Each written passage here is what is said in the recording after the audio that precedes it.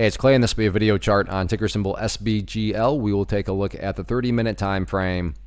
Real quick, what do I mean by 30-minute in case maybe you're new to charts?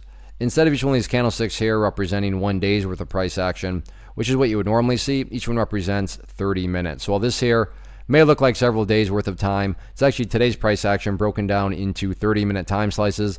I like to do this time frame, and does a good job of telling the quote-unquote story of the price, and then makes mapping out where levels of support and resistance a bit easier to see. Did this analysis a few days ago, so that is where the green and red line annotations were coming from. But after today's price movement, definitely some updates here need to be made. First thing I'm going to do is actually a little house cleaning here and just get rid of these lines. Sure, those levels still do pertain to the chart. They're just not relevant right now. And from a presentation standpoint, I don't want to risk causing clutter and confusion because there's lines everywhere. So let's try to keep this as clean as possible going forward.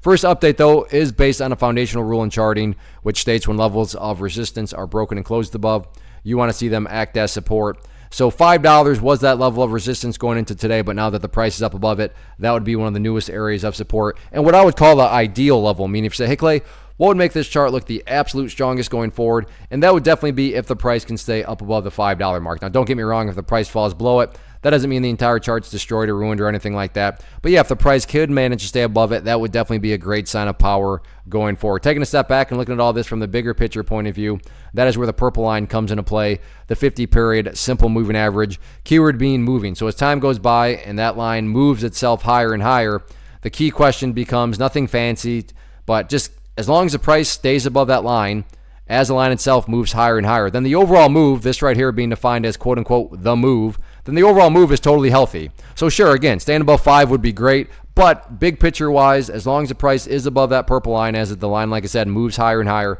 then the bulls 100% own the chart. What about levels of resistance going into next week?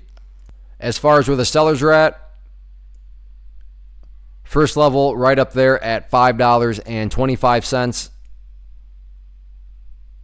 If the price can break up above there, then the next key level of resistance after that, up there at, let's see, what is that, about $5.30. So $5.25 and $5.30, next two key battlegrounds going into next week. All in all, though, as long as the price continues to chip away and build those higher lows, that is the name of the game. So a great close to the week, and we'll see if this can translate into next week or not. One of the biggest questions that I get is, hey Clay, how do you find the stocks that you trade? So what I've done is put together a free resource guide where I talk about the tools that I use to locate stocks that I find interesting and think may have potential. So if that sounds like something that could add value to you as a trader, then click on the image that is up on the screen right now and I will email you the guide. The guide itself is very short and to the point, and best part, it's completely free. Thanks for watching the video. Let me know if you have any questions.